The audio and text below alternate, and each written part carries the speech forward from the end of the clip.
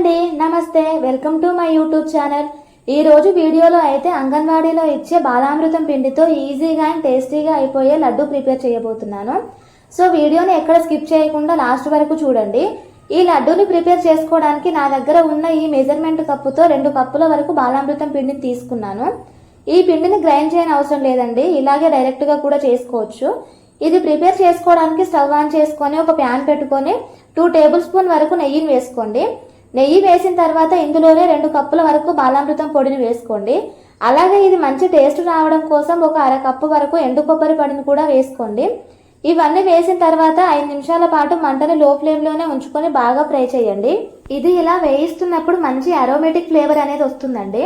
పొడిని ఇలా వేయించిన తర్వాత 1 కప్పు వరకు కాచి చల్లార్చిన పాలను వేసుకోండి. అలాగే 1/2 కప్పు వరకు బెల్లంని కూడా తురుముకొని వేసుకోండి. మంటను మాత్రం గ్యాస్ని సిమ్లోనే పెట్టి ఈ ప్రాసెస్ అంతా కూడా చేయాలి.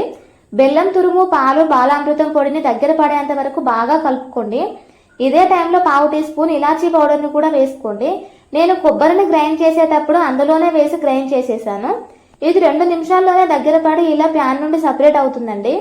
ఇది పూర్తిగా చల్లారాక కాకుండా గోరువెచ్చగా ఉన్నప్పుడే ఇలా చేతికి నెయ్యిని రాసుకొని లడ్డూలుగా చుట్టుకోవడమే.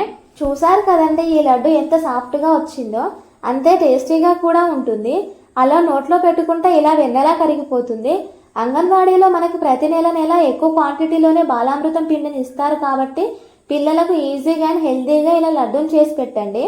మనం ఎక్కువ ఏ ఇంగ్రీడియంట్స్ని కలపనవసరం లేదు, తక్కువ టైంలోనే ఇలా చేసేయచ్చు. ఇందులో ఆల్రెడీ చక్కెర ఉంటుంది కాబట్టి మనం బెల్లంని వేయడం వల్ల మంచి టేస్ట్ అనేది ఉంటుంది. ఇలా కొంచెం కొంచెం పిండిని తీసుకొని లడ్డూలుగా చుట్టుకుంటే అయిపోతుంది.